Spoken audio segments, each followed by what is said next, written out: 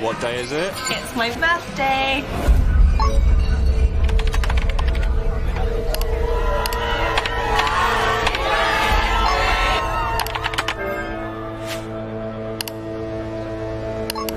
It's good to share.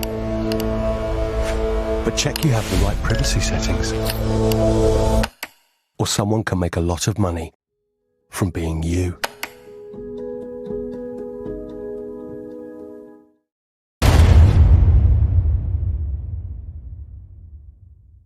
Republic of Mike Graham on TalkRADIO. Welcome back to the Independent Republic. Let us say a very good morning to Peter Hitchens from the Mail on Sunday. Peter, how are you?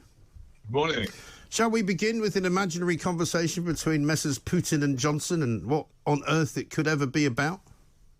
Well, I suppose it will probably begin with Putin saying who. I don't think the Russians care all that much about Britain. No.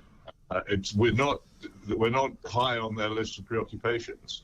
We think that they are, and no doubt the Foreign Secretary Liz Truss, who thinks she's world queen, thinks that we are. But I don't think they know, for instance, that we have a tiny and diminishing army, a shrinking navy, much of which stays in port, which is actually very like their navy, which is even more clapped out than ours, I should point out, and very little influence in the world. But I suppose out of politeness, a call would be taken. But I think that half the problem with this is that the Western countries, or many of the Western countries, are imagining a coming invasion of Ukraine by Russia, which they keep saying is going to happen. And the Russians keep saying, well, actually, no. This morning, interestingly, the president of Ukraine has been saying, well, I'm quite sure what this invasion is you're all going on about. It seems to be something which exists entirely in the minds of Western statesmen.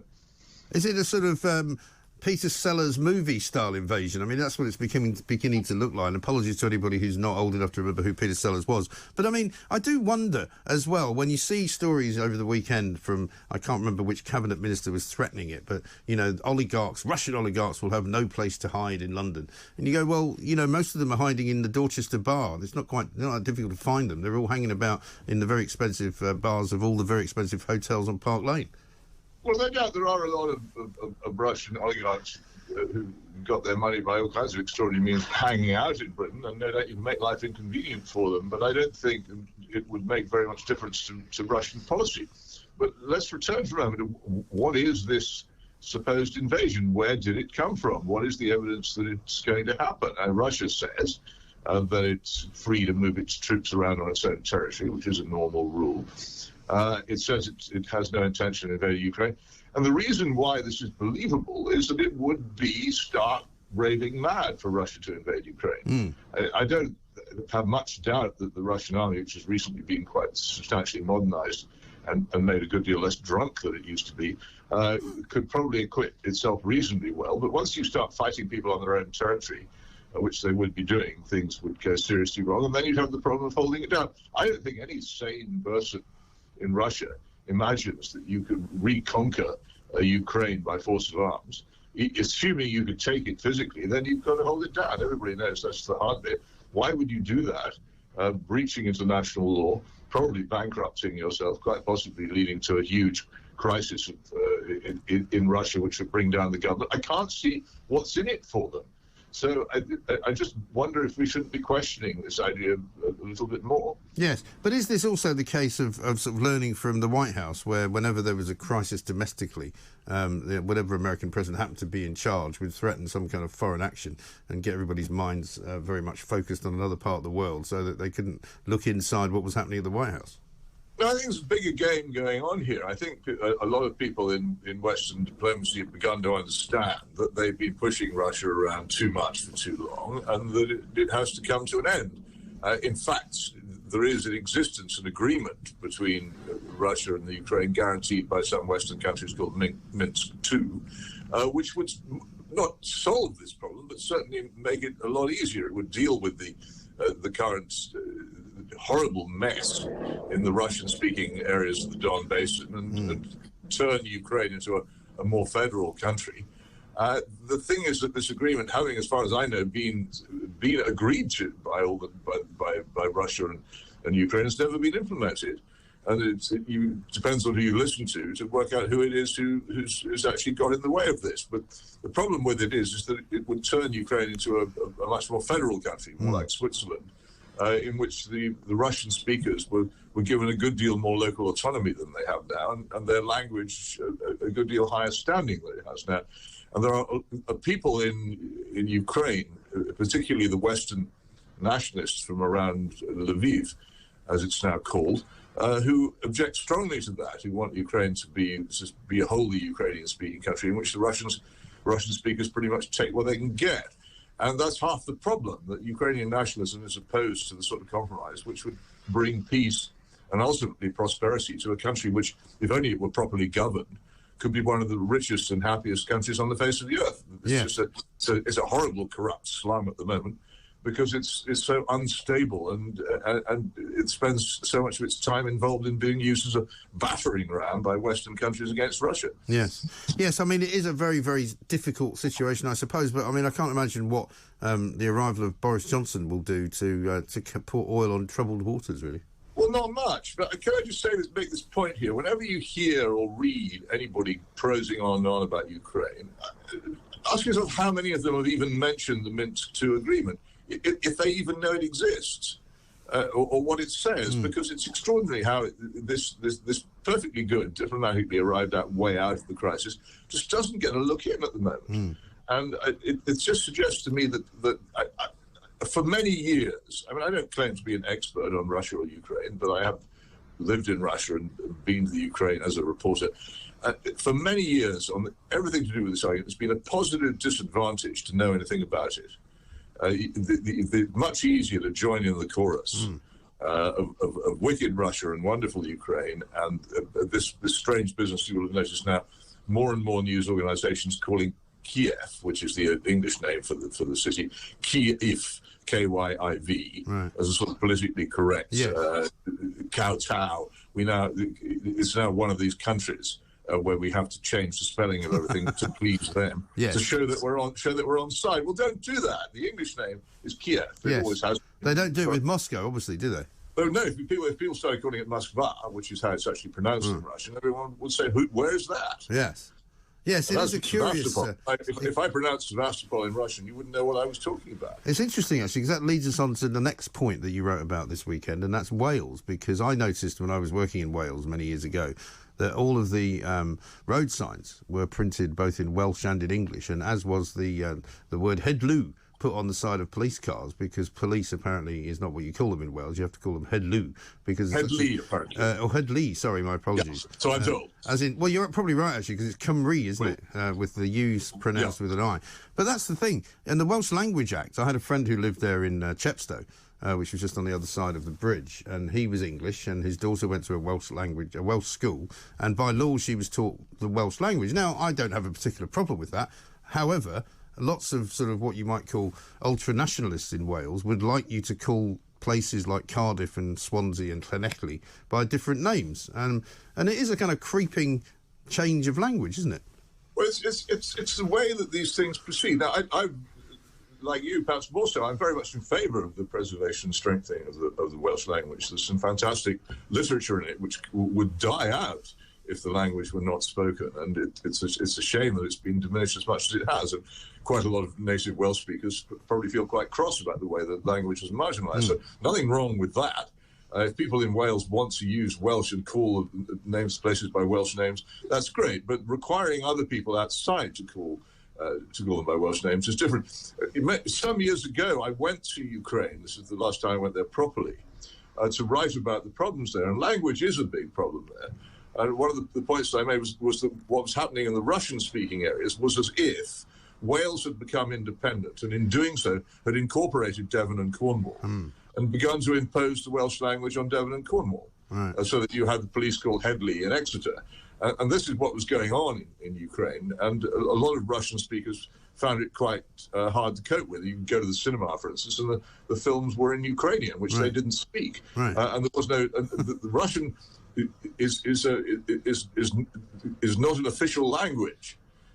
Ukrainian is the official language, and that's one of the ways in which this almost triumphalist Ukrainian nationalism dominates a lot of life in that country, which makes it harder for Russian speakers, many of whom are very happy to be living in Ukraine and are Ukrainian patriots. It makes them harder to actually live there, and it's pointless.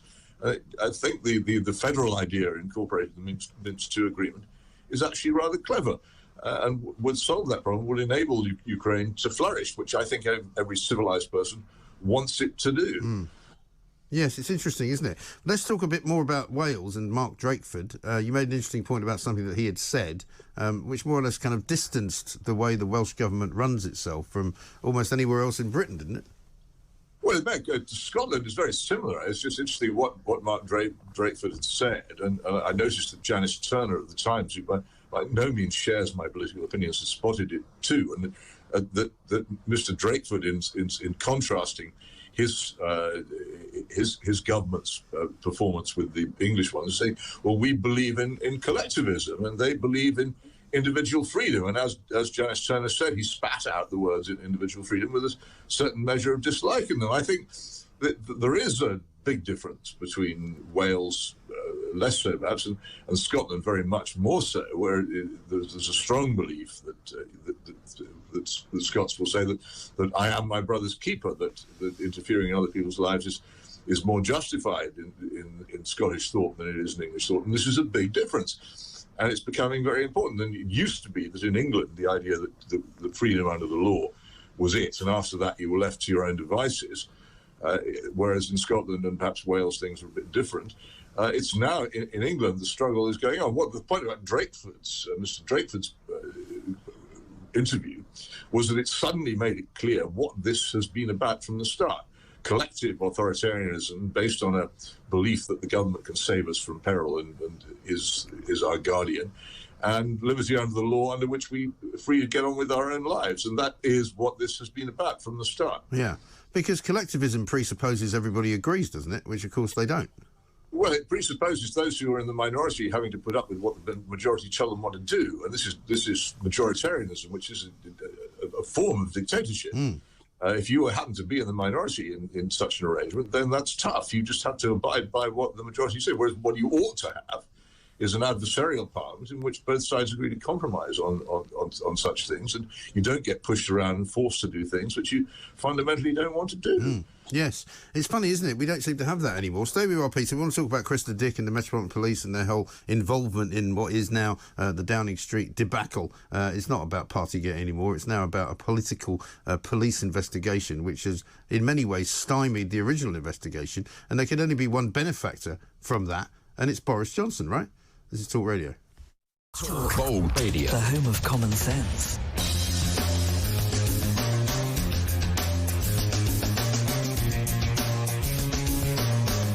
Now, there are some things that are known, there are some things that are unknown. There are known unknowns, there are unknown unknowns. I'll tell you what is a known known. A known known is that breaking news always happens on my show, on this show. And we've got some breaking news for you. The Sue Gray report has indeed, as we suggested it might be, been handed into Downing Street. That's the breaking news, and we're about to talk to Peter Hitchens about that because he's with us from the Mail on Sunday. We're going to talk about Cressida Dick and the involvement of the police. I suspect, Peter, that this report, as it is in its current form, will not really be very interesting because the police have asked for Sue Gray to please try not to mention any of the parties that we're investigating on the grounds that it might prejudice our investigation. So what hopes do you think of an interesting revelation coming later on today? Well, I don't know. Sue Gray is a pretty tough person. You may have seen the Mail on Sunday yesterday. We've done some work on her past life. This is someone who came up from very, very hard beginnings in Tottenham. Her mother was a barmaid. Her father died young. She made her way. She made her way all the way at the top of the civil service from nothing more than A levels. She never went to university. This is a person of some strength of character. So I would not be surprised if she hadn't got as much as she possibly could into what's published. Let's not prejudge it. I don't know. I was impressed by that story of somebody who can come up to the top from that level. It's not very common these days. It really is. So maybe possibly. I don't know. It's a fascinating piece, but it's well worth looking up on the web. It's an extremely interesting read. But I not having seen it, I can't say. But let's just see what happens. I'm not sure how much power in reality the police actually have to mess around with this either. But again, there's so many different forces. Well, presumably brought to bear on this. Yeah, I mean, presumably also there's a very good possibility that if this particular report does have quite a lot in it, then the police investigation is sort of rendered redundant, isn't it? I mean, what I'm seeing here from the breaking news is a senior civil servant's findings, i.e. Sue Gray's, are expected to be made public within hours, so it looks as though probably later on today. The Prime Minister is then likely to make a statement in the House of Commons, which would be followed by questions from MPs. It's not clear precisely how much detail will be in it. No, well, it's futile to speculate, isn't it? Let's wait and see. But let's not rule out in advance the possibility of it being revelatory and full, because it just might be, and that would, of course, be more interesting than the other thing. Also, I think the gales of laughter and general displeasure which have greeted the formation of the Cake Squad by Dame Cressida Dick might conceivably lead to this thing fading away. Who knows? I don't know. What is the point of it? Well, I think that's the trouble, that you and I, over time, probably the last few weeks really, have come to perhaps a similar conclusion, that it might end up becoming kind of irrelevant because events will overtake it. And I think that's always been Boris Johnson's strategy. If he has such a strategy, if he has any strategy, it was to kick it into long grass, get the police involved, hopefully, which would then delay it even further. I mean, don't forget, we were supposed to be getting this time last week. Yes. And we were being told repeatedly by all sorts of MPs on the Tory side, well, we must wait for the Sue Gray report. We've waited and we've waited and we've waited, and it's been put off and it's been put off, and now we have it, but we don't quite have it and we don't know what's in it. But by now, an awful lot of people who were quite rabid about what was going on inside Downing Street can't be bothered anymore. Well, memories fade and passions fade, and the sort of purple outrage which originally greeted the revelations has doubtless gone down a bit. The swelling has reduced in the past couple of weeks, and I'm certain that Al Johnson's intention has always been to push it away as far as possible, so that by the time it does come out, people care less. He's constantly trying to change the subject with varying degrees of success. And here we are, of course, in another row about national insurance increases, which is useful distraction. And also off he goes, the great statesman of our days, trudging around Eastern Europe, finding out where it is. And that will be fun, and it'll get on TV. So I don't know. Who can doubt the cynicism of trying to delay it? All politicians try to delay trouble. There's nothing new about that. This one is particularly good about it because, as an ex-journalist, he knows that stories do die if they're not sustained. Have a shelf life, absolutely right. I don't know if you read Camilla Long's piece at the weekend in the Sunday Times, where she was laying the blame firmly at the sort of demise of Boris Johnson's ability to hold it all together on his wife, Carrie, saying that everything from the wallpaper scandal to the parties to the cake to the green agenda to the row over pen farthing and the animals out of Afghanistan all had one thing in common, and her name is Carrie Johnson.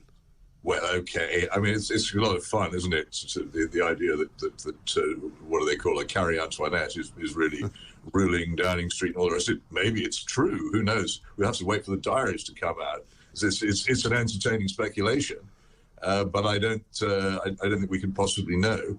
And in any case, as I say, he's still there, isn't he? Which well, he is. A lot of people might not have predicted a couple of weeks Well, ago. certainly I thought he wouldn't still be there. I mean, I've got no reason not to admit to you, if you didn't know, that I thought that he was gone like about 3 weekends ago. Most people do. I've had to revise that particular prediction, obviously, and admit that I got it wrong. But I don't believe I've got it wrong in the long term, which is obviously now the words of a Weasley politician that I'm saying, because of course it will come true in the end. How long is long? Yeah. If Carrie really is batting for him, then she's certainly not going to be urging him to give in, is she? No, well, I don't think so. That's not what she's going to do. She's going to hang in there, Alexander. But I think, like all, which I can't mention again. That's what everybody who really knows him calls him. He's not called Boris. No, quite. And I mean, the thing is that the thing that will get him in the end, though, is the economy. As in, you know, it's the economy's stupid. If the taxes go up, if the energy prices go up anymore, people can't afford to do anything. I'm told corporation tax is planned to be increased to 25% next year, which is going to hit small business massively, and it's a huge mistake. Yeah, but if you don't like high taxes, you're not going to vote for Keir Starmer, are you? Well, no. But well, there you are, you see. It's a bit of that's not quite as disastrous as perhaps it looks. And everybody you look at Keir Starmer and you think low tax, high tax. You think high tax, don't you? Yeah, but you might vote for somebody other than Boris Johnson and Keir Starmer, which might help Starmer. It's extraordinary. I keep saying this. It's a great frustration to me. I'm not advocating it or anything, but it is just a fact that British politics is incredibly tribal. At general elections, people return to their tribes. Yes.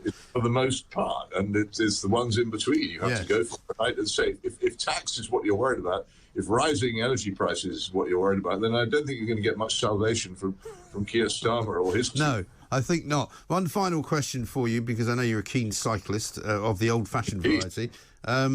Did you see any changes on the roads this weekend with the advent of the new highway code that nobody understands? No, I haven't read it yet. I must get a copy and find out. I think I'm very interested to see exactly what it says. And there's a lot of, where I live, motorists are generally used to cyclists and they tend to give them a fair amount of room and treat them courteously, which is all most of us want motorists to do, to understand that if you drive within 6 inches of us at 40 miles an hour, it's quite frightening, and to give us a bit of space. And I think I've always said you'll never ever get anywhere with traffic policy if you approach it by punishing motorists. You have to make the other forms of transport more attractive, the way the Dutch did. And when you do that, people will get out of their cars voluntarily. They'll find out the many joys of not being tied to a car, not having to park, of getting free exercise, not having to join a gym, all those other things which come from it, and they'll change. But you need to make non-driving more attractive, not make driving unattractive. That's a stupid approach. Right, and it seems to me that to narrow the lanes in which people are supposed to share the road is also a sort of recipe for disaster. And to it doesn't work. No. It really doesn't. It simply doesn't work, and it gets people. It makes people angry. I oppose those huge bike lanes which appeared in London. There's a stupid one in Oxford where I live on Magdalen Bridge, which is totally pointless and causes nothing but confusion. That's not the solution. Where cars and cyclists mix, the only solution is courtesy and consideration by both sides. I do wish that cycling in traffic was part of the driving test, actually. Yes. That had to do a bit of it, just as I wish more cyclists would learn to drive and find out the problems that drivers have in trying to work out what cyclists are going to do next. No, quite right. Peter, great to talk to you as ever. Peter Hitchens, Man on Sunday columnist. We'll be back same time next week, of course. We're talking about a great many things. We had breaking news in that half an hour, which is that Sue Gray's report has now been handed to Number 10. I'm probably not quite right to say it's been published. It's been published in its form, but we haven't seen it yet. But we may see it. We may hear about it this afternoon. Boris Johnson may well be up in Parliament talking about it. Let me just do a couple of quick tweets on the highway code front. Benedict says, the new highway code is crazy, to say the least. More cyclists using the road as opposed to their own lanes, majority either without helmets or reflective equipment, many riding in the wrong gear, so horrendously slow. It's actually a joke. Perry says, bikers highway code, nothing new down my way, cyclists still not using dedicated lanes, riding 2, 3, 4 abreast, holding up tax and licence payers who pay for and use the roads. Lycra loonies love to show contempt. These new rules allow. And then finally one from a pedestrian who says, John says, since the priority for pedestrians at junctions changed, there have been at least 4 occasions where if I'd exerted my right of way, I would have been run over. Brilliant. Congratulations, Grant Shapps. Congratulations to the people that came up with the new highway code. It has, as we predicted, created a problem. That's what I said it would do. Let's get some news headlines. Online and on your